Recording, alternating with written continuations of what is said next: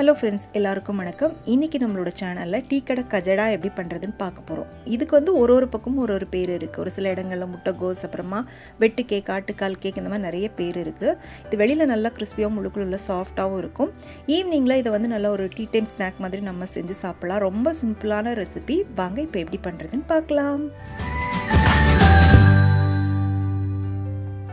முதல்ல ஒரு மிக்ஸி ஜாரில் ஒரு அரை கப் அளவுக்கு சர்க்கரை போட்டு நம்ம வந்து பவுட்ரு பண்ணிக்கலாம். மெஷர்மெண்ட்க்கு வீட்டில் இருக்கிற ஏதாச்சும் ஒரு கப் எடுத்துக்கோங்க. அதிலே வந்து நீங்கள் எல்லாமே அளந்து எடுத்துக்கோங்க. இந்த சர்க்கரை கூட ஒரு 4 ஏலக்காவும் சேர்த்துட்டு நல்லா வந்து ஃபைன் பவுடராக இந்த மாதிரி ரெடி பண்ணி எடுத்துக்கோங்க.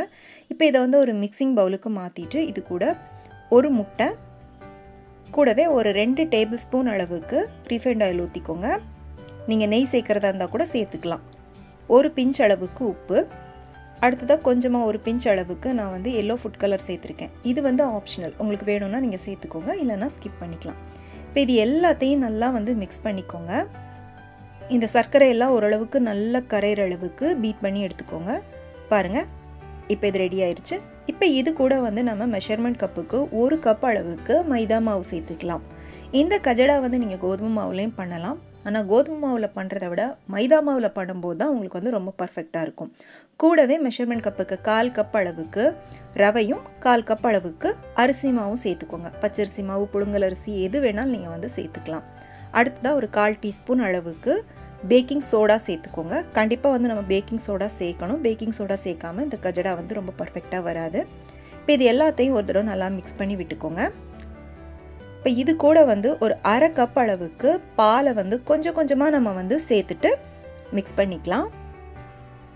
பால் தான் சேர்க்கணும்னு இல்லை, பாலுக்கு பதிலாக நீங்கள் வந்து தண்ணி கூட வந்து சேர்த்து மிக்ஸ் பண்ணிக்கலாம். ரொம்ப சிம்பிளான ரெசிபி. இதை வந்து நம்ம குழந்தைங்க ஸ்கூல் விட்டு வர்றதுக்கு முன்னால் ஒரு மணி நேரத்துக்கு முன்னால் மிக்ஸ் பண்ணி வச்சிட்டோம் அப்படின்னா வந்தது ஒரு 10 நிமிஷத்தில் நம்ம வந்து செஞ்சிடலாம். இப்போ பார்த்திங்கன்னா நம்ம எடுத்து வச்சுருந்த அந்த அரை கப் பாலை சேர்த்துட்டு நான் வந்து மிக்ஸ் பண்ணிட்டேன். இப்போ இதோட கன்சிஸ்டன்சி பார்த்திங்கன்னா இந்த மாதிரி தான் இருக்கணும். இப்போ இதை வந்து நம்ம ஒரு அரை மணி நேரத்துலேருந்து ஒரு மணி நேரம் ஊற விடணும். ஊற விடும்போது பார்த்திங்கன்னா அந்த ரவை, அரிசி மாவு எல்லாம் நல்லா ஊறி உங்களுக்கு இன்னும் கொஞ்சம் கூட நல்லா திக்காகி வரும். இப்போ இதை வந்து நம்ம ஒரு மூடி போட்டு மூடி ஒரு மணி நேரத்துக்கு ஊற விட்டுறலாம். இப்போ 1 மணி நேரம் ஊற விட்டாச்சு. இப்போ இதை வந்து நம்ம ஓப்பன் பண்ணி பார்க்கலாம். பாருங்கள், இந்த அளவுக்கு திக்காகி வந்திருக்கு. இதை நீங்கள் ஊற விட்டதுக்கப்புறமா திரும்பவும் வந்து கை வச்சு மிக்ஸ் பண்ணாதீங்க. அப்படியே கையில் வந்து கொஞ்சம் எண்ணெயோ இல்லைனா தண்ணியோ தொட்டுட்டு இதை இந்த மாதிரி எடுத்துகிட்டு சும்மா ரஃப்பாக உருட்டிக்கோங்க. ரொம்ப வந்து பர்ஃபெக்டாக உருட்டணும் அப்படின்னு இல்லை, கொஞ்சம் ரஃப்பாக உருட்டிட்டு மிதமான சூட்டில் இருக்கிற எண்ணெயில் போட்டு ஃப்ரை பண்ணி எடுத்துக்கோங்க. எண்ணெய் வந்து மீடியம் ஹீட்டில் தான் இருக்கணும். ஏன்னா உள்ளே இருக்கிற மாவெல்லாம் நல்லா வேகணும். உங்களுக்கு நல்லா மீடியம் ஹீட்டில் வச்சு நீங்கள் வேக விட்டால் தான் உங்களுக்கு வந்து அது அழகாக வெடிச்சு வரும். இப்போ பாருங்கள், நம்ம திருப்பி விடவே தேவையில்லை, அதுவே அழகாக வந்து திரும்பிருச்சு. அதே மாதிரி மாவு வந்து ரொம்ப குட்டி குட்டியாக போடாதீங்க. ஓரளவுக்கு கொஞ்சம் ஒரு பெரிய லெமன் சைஸுக்கு எடுத்துகிட்டு வந்து போட்டுக்கோங்க. இது நம்ம எண்ணெயில் போட்டு ஃப்ரை பண்ணும்போது பார்த்திங்கன்னா இதோட அளவு வந்து இன்னும் கொஞ்சம் கூட பெருசாகும். இப்போ நீங்கள் பார்த்தீங்கன்னா தெரியும், எல்லாமே ரொம்ப அழகாக வெடிச்சு வந்திருக்கு.